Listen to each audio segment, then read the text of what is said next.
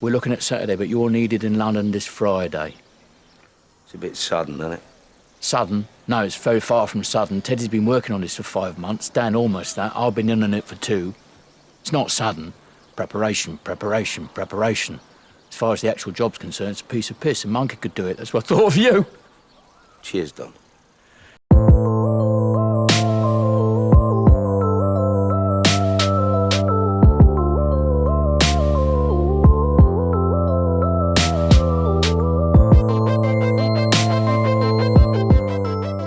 Sexy Beast is a film that came out in the year 2000 that's directed by Jonathan Glazer.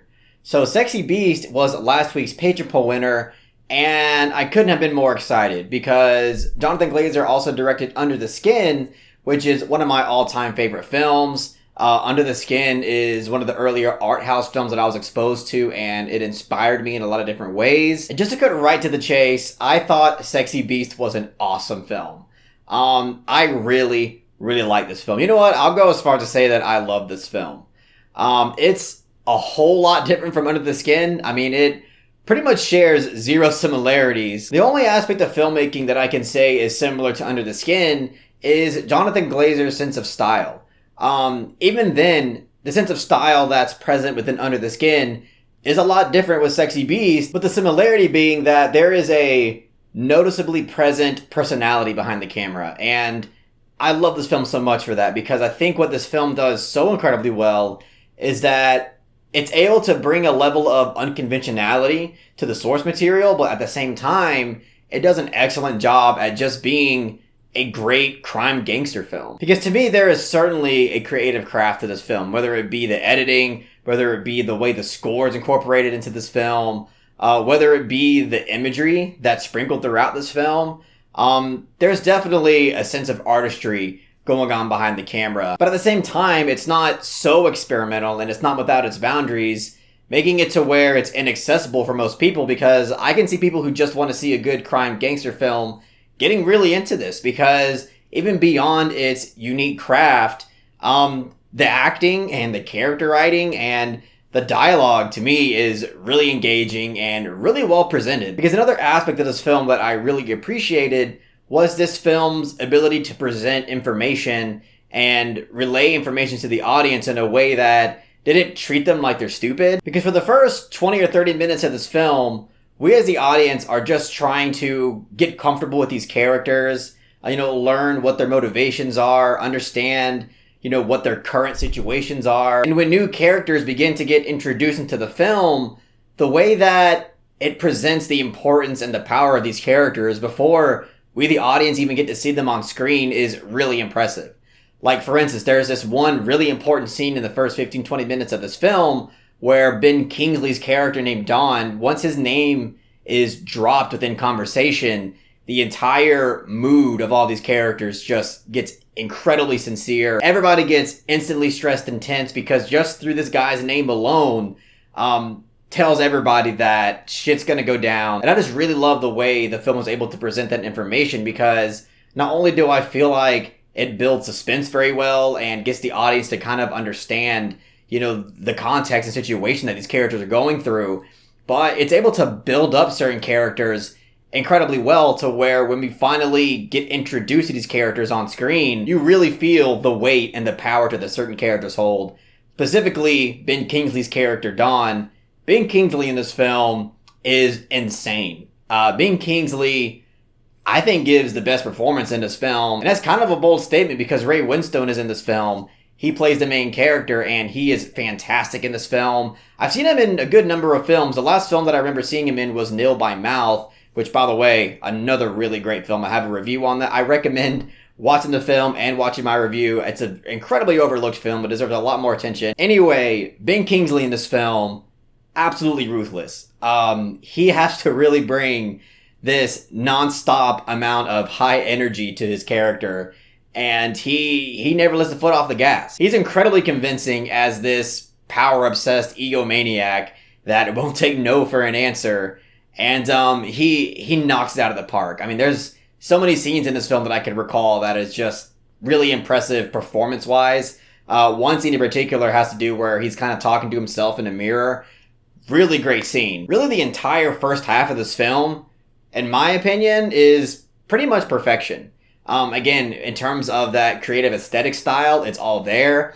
In terms of, again, how I mentioned the way that this film presents information, it's all incredibly effective and clever. It's all very engaging and suspenseful. And even the scene where Ben Kingsley's character is explaining to Ray Winstone's character the job that he wants to hire him for, I thought that scene was edited together in a creative way. And it kind of cross-cuts back and forth in this naturally flowing way. It is kind of word-of-mouth presentation, where it kind of shows you one person in the past telling Ben Kingsley what the job is, and then in present time, you see Ben Kingsley tell Ray Winstone his story of what the job is. And just the way all that was presented, I think, this is why I think the direction of Jonathan Glazer is not only creative, but it's just effective filmmaking. And there's also aspects of this film that are quite nightmarish and surreal.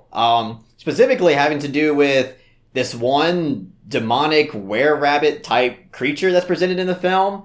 And I loved the incorporation of this character because he's not the only character, or I guess object in the film, that I feel like is symbolic and metaphorical regarding around the central character, and also just embodying the themes of the film. For one example, the boulder at the beginning of the film that barely misses the main character, I feel like is symbolic to what pretty much his character goes throughout the entire film, and obviously like the result of everything.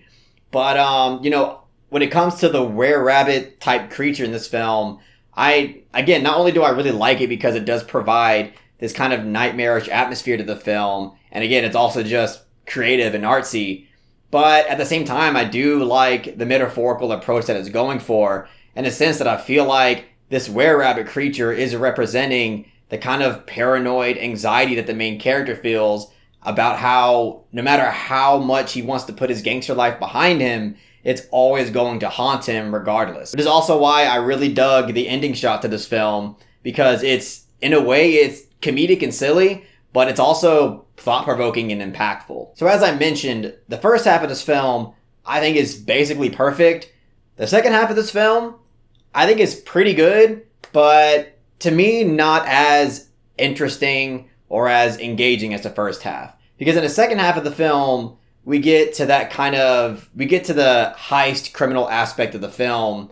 And even though we do get some character interactions that are incredibly tense, the whole heist and robbery aspect to the script, I don't think was nearly as interesting as the character interactions that we were getting in the first half of the film. And also, the last moments of screen time that we get with Ben Kingsley's character, I feel like is a bit cartoony and a little bit unbelievable. Even though conceptually I dug what it was going for, I feel like the execution of that entire scene could have been presented in perhaps a bit more of a believable way. I mean, again, I still really like the second half of this film. I just definitely feel like the best of what this film has to offer is present in the first half. But yeah, overall, I think that this is an incredibly engaging and entertaining film. I love the character writing. I love the way that the characters were embodied in this film. And obviously, yeah, the direction and the craft from Jonathan Glazer, I think, is fantastic. I'm really glad that Jonathan Glazer got a hold of the script and was able to bring it to life because, I mean, don't get me wrong, the script is pretty good, in and of itself, but I feel like it's Glazer's attention to detail and his creative mind that really elevates the material and makes it unique and stand out amongst other crime gangster films. So I'm going to give Sexy Beast a solid 8 out of 10. Walking on the beaches, looking at the beaches. Yeah, obviously, I really dug this film. This is a film that I would definitely love to see on Criterion one day. I'd buy it day one. And now I'm definitely looking forward to watching one of his previous films, Birth, starring Nicole Kidman. I've been wanting to see that film for way too long. Still haven't seen it, but now this is more than likely going to give me the push to watch it. So I'm really excited to check that out. But anyways, that's all I got to say about Sexy Beast. If you really enjoyed what I had to say about the film, please give it a thumbs up and share it amongst your friends. And don't forget to subscribe to the channel to be updated on more film-related content.